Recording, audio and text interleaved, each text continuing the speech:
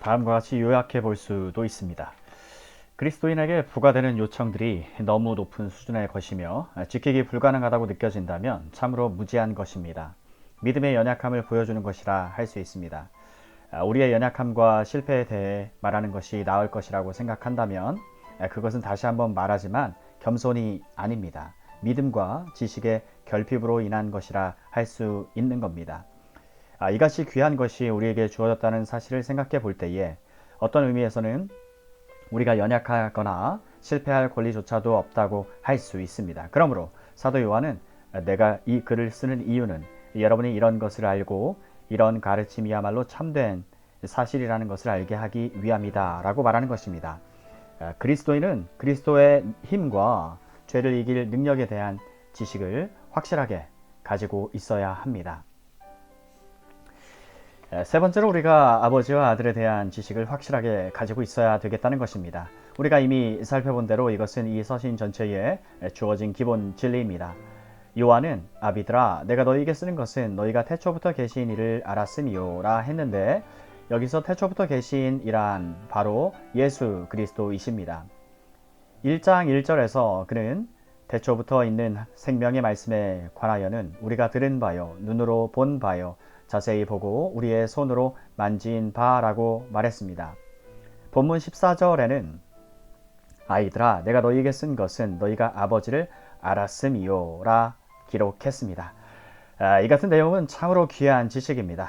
그러기에 모든 그리스도인은 하나님을 어떤 위대한 힘이나 능력 정도로 알거나 우리에게 계명같이 힘든 것을 지워 주시거나 우리를 대적하고 미워하는 분 정도로 이해할 것이 아닙니다.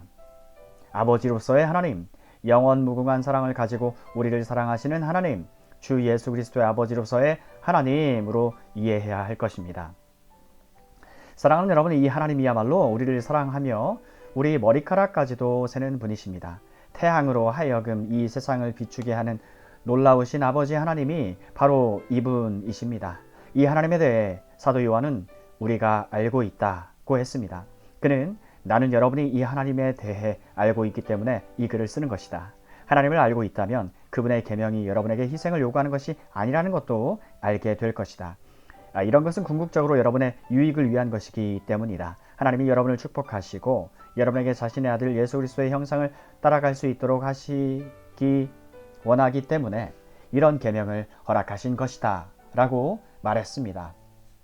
이와 같이 인간으로서의 그분을 알고 우리를 위한 그분의 사역을 알고 죄를 담당한 분으로서 희생 제물로서 또 선지자로서 제사장으로서 왕으로서 직무를 수행하는 그분을 안다는 것이 바로 아버지에 대한 지식입니다. 아울러 예수 그리스도에 대한 지식입니다. 그분에 관한 신약 성경의 교리에 대해 알아야 합니다. 무엇보다도 그분을 개인적으로 인격적으로 알고 그분이 필요한 시간에 유혹받는 상황에 우리 옆에 계시다는 것을 인식함으로써 우리가 일어나서 승리할 수 있다는 것을 알아야 됩니다. 뿐만 아니라 그분 안에서 그분을 통해서만 참된 평화가 있다는 사실도 알아야 합니다.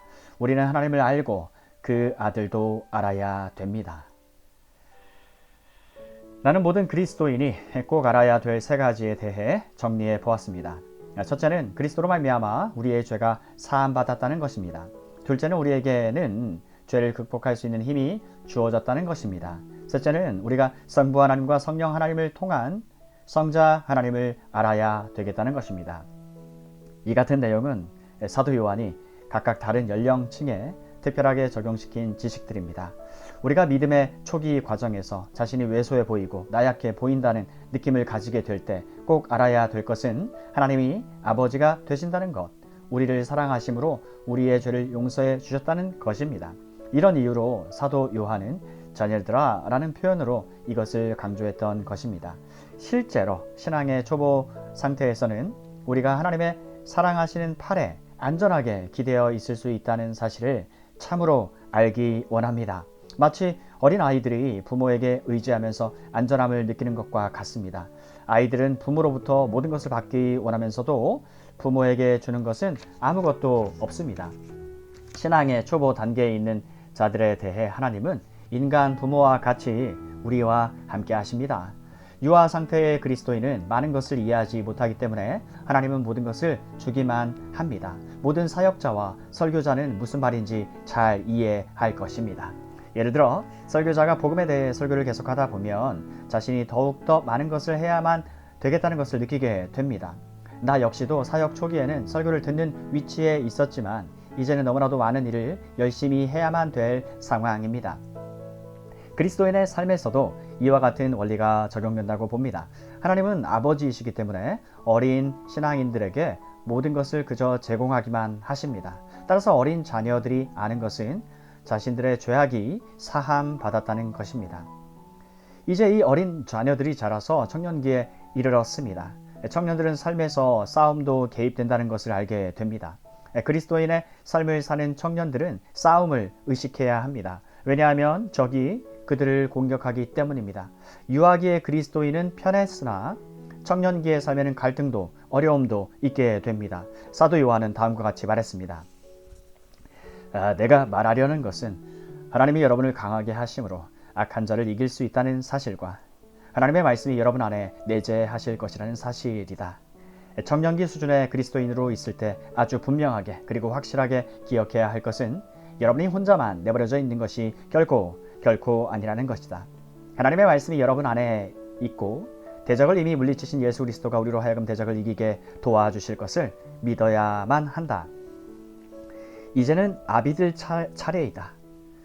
아비들은 노인의 연령이다. 그리스도인의 삶에서 연륜이 있는 사람들을 의미합니다. 아비들이 알아야만 되는 것은 아이들처럼 모든 것이 저절로 주어질 것으로 기대해서는 안 된다는 것이다. 또 갈등과 전투를 치르는 청년기의 시절에도 속하지 않는다는 것을 알아야 한다. 이와 같은 청년기는 이미 지나갔어야 한다. 더 이상 선물에 관심을 둔다거나 비록 지금도 계속해 싸우기는 해도 싸움에 관심을 둔다거나 해서는 아니 된다. 이 시기에 그리스도인이 관심을 가져야 될 것은 모든 것을 베풀어 주시는 하나님에 대한 지식이다. 모든 것을 베풀어 주시는 하나님에 대한 지식.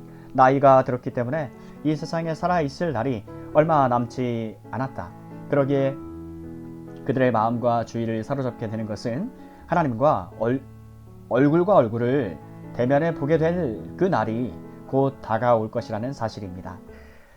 여러분은 태초부터 계셨던 그분을 알고 있다. 그렇다면 그분에 대해 더욱더 생각하고 있는가? 어린 자녀로서 여러분은 선물에 대해 많이 생각했지만 이제는 그와 같은 것을 주시는 제공자에 대해 더 많이 생각하고 있다. 이제는 그와 같은 것을 주시는 제공자에 대해 더 많이 생각. 여러분 청년기에 많은 어려움을 겪으면서도 결국 승리할 수 있었다. 여러분은 이와 같은 것들에 대해 잘 알고 있다. 이제 여러분이 생각하는 것은 종말이며 궁극적 상급이다. 그분 앞에 서서 그분과 얼굴을 마주보는 일이다. 그러므로 아비된 자들은 그분에 대해 더 많이 생각하는 시간을 가지면서 내가 바라는 것은 그분에 대해 더 잘 아는 것입니다. 인간으로서 나의 구원자가 되신 그리스도와 하나님에 대해 좀 더 잘 알기를 원합니다. 라고 말하는 것이다.